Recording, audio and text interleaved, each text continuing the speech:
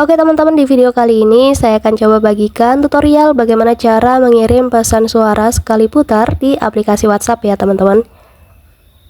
Sebelum lanjut ke tutorialnya, jangan lupa di subscribe dan nyalakan lonceng notifikasinya agar kalian tidak tertinggal video-video terupdate dan juga terbaru dari channel ini.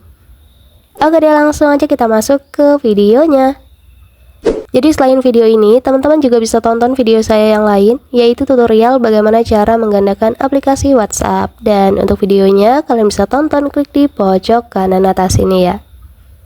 Oke, langsung aja kita lanjut ke tutorialnya ya. Jadi untuk mengirim pesan suara atau voice note sekali putar atau sekali dengar di aplikasi WhatsAppnya, kita bisa menggunakan fitur selihat sekali ya. Jadi untuk yang belum tahu caranya gampang banget. Kalian buka dulu aplikasi WhatsApp di HP kalian ya. Kemudian kalian bisa langsung pilih aja kontak ataupun chat individu atau grup juga boleh ya, yang nantinya akan kalian jadikan penerima dari pesan suara yang akan kalian kirimkan. Kalau sudah seperti ini, kalian bisa langsung klik aja di bagian icon mikrofonnya itu yang ada di bawah. Kemudian nanti kalian bisa langsung ketuk dan tahan untuk merekamnya. Kemudian kalian gesek ke atas ya, ke arah gembok untuk mengunci rekamannya.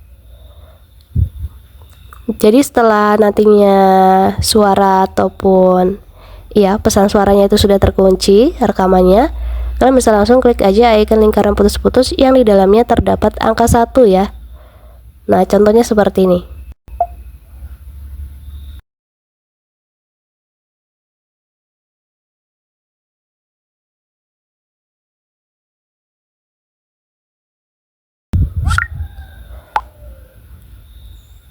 Oke, selesai.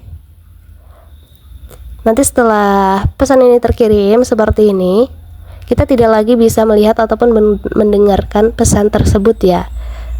Sama dengan penerima juga. Jadi untuk penerima yang nanti ketika mereka telah melihat ataupun mendengar pesan suara ini, mereka tidak akan lagi bisa memutarnya.